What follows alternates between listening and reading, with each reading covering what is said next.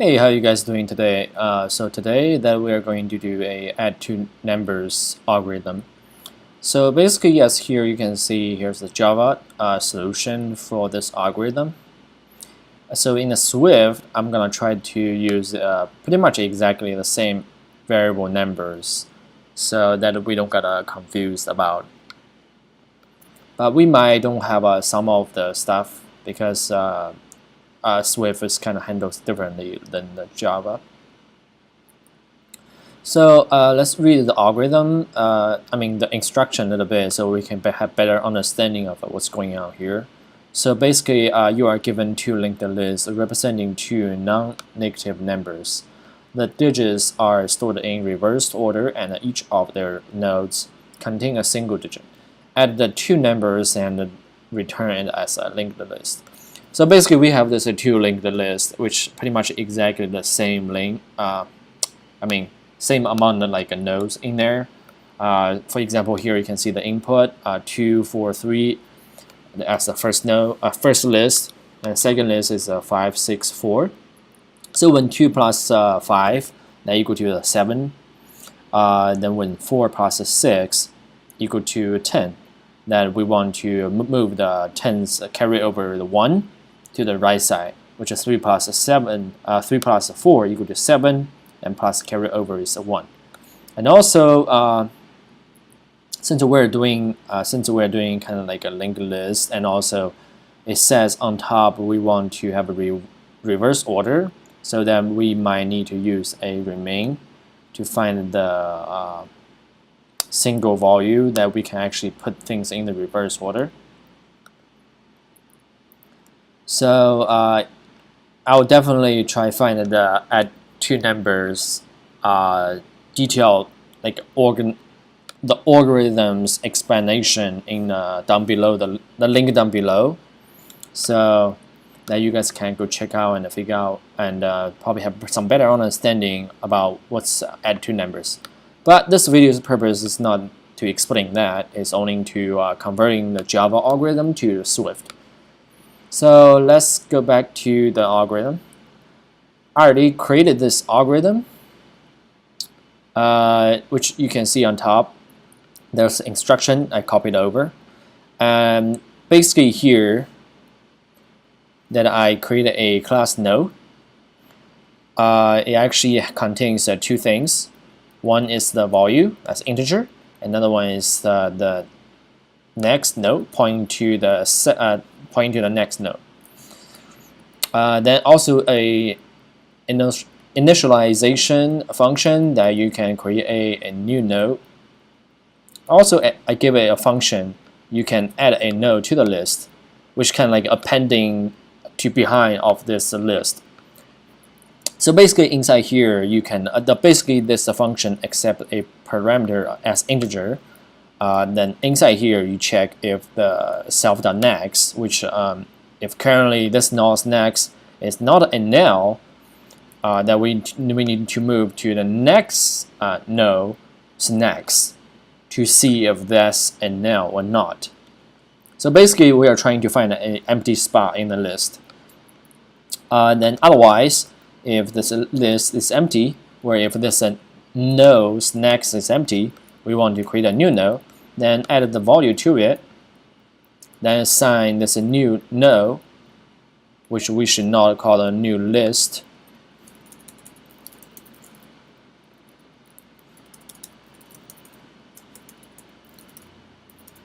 To the next. So then the function below is actually display node. It's actually just only use the recursion. If you don't really understand what's a recursion, please look up online, and I will try to also put a link down below so that you guys can go check it out. And it's also same here on the line 21. I'm also using a recursion, trying to find the trying to actually add self.next add node to the list. It's pretty much the same. It's calling the self. Then here's the main function we actually need to worry about. On the top, the class node is some extra things I added that we can actually do in the test. So add the two numbers is actually the algorithm we need to worry about. So basically in here we create a sum list node, which we will be using as a temporary node list that we're gonna return this back. So L1 gonna be carry the list list 1, then L2 gonna carry the list 2. Then the carryover variable gonna be holds any carryover values, but by default it's 0. So then I'm pretty sure there's a different way to doing this, but currently I'm just using a while loop to check if the first list is not hit at the end, or the second list not hit at the end, or the carryover is not equal to 0, that we have to loop through and try to use all the values.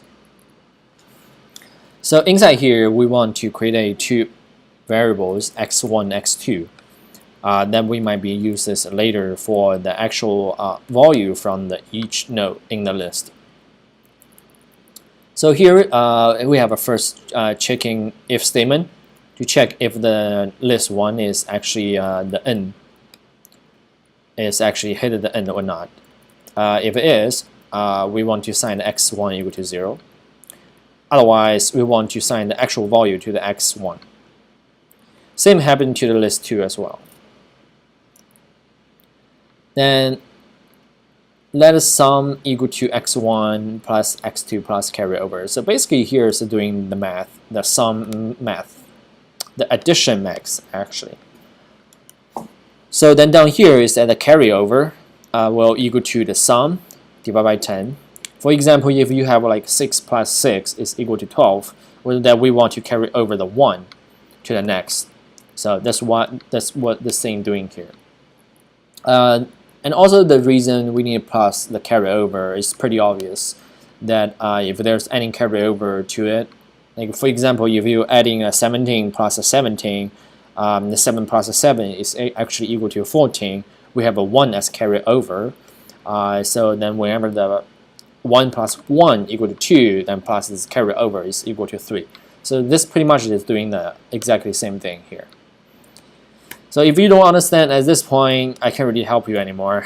It's actually pretty basic mathematics. So yeah, if you don't understand at this point here, probably just go back to school to restudy math first, then come back to doing computer programming. I'm sorry if I offend anybody. So let's keep going. If sum list equal to null, so basically where here is checking if the sum list, which is the list we're going to return, is actually empty, then we want to create a new node and assign to this list. And since we're going to do reverse order, so that's why we use the sum remains 10. So we can find a single value to add into this list. Otherwise, we just keep adding the new node to the list. And also we give a sum remain 10 as a value, integer. Then after that, we want to update the list 1 equal to the list 1 the next. So basically we want to checking the next node. Then we just keep repeating this while loop until we use all the value, and also we hit the end of the list 1 and then list 2. Then we get out there, then we, if the carryover still have 1 left, then we just added this 1 at the end of the sum list. Then we return the sum list. And here you probably see a bunch like exclamation sign symbol. So please don't use them if you don't actually know what's going on in the actual project, because this is actually a false unwrap, this exclamation sign here. So you probably want to use a let or if let to actually safely unwrap each optionals, because if you only force unwrap whenever you run it in the actual code and somehow something happened or raise condition or something like that, the actual optional haven't received any data in there yet, when you try to force unwrap them, it will actually crash. So please be aware of this. So after that, we can actually give a test. We can actually just use the example above. List 1 will be a 2, 4, 3. List 2 will be 5, 6, 4. Then the total value, the output would be 7, 0, 8. So basically, we're creating the first node. Then we are adding the node to this node, which we created a list. Then the first list, second list. Then we calling the add2 function, accept the 2 parameters, which is 2 lists. Then first list, second list, which then eventually give us the sum list, which is total right here.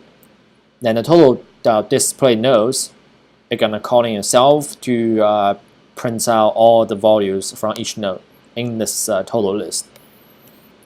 So which is equal to 7, 0, 8 is actually exactly the output from above.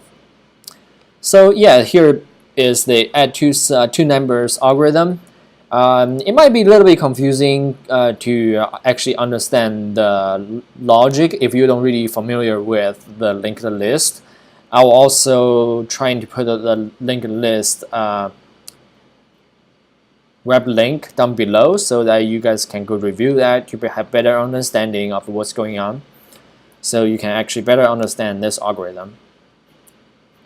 Yeah, so here we go, and hopefully this can help you guys a little bit out if you are struggling on some add two numbers problem. So thank you for watching. I'll see you guys next time.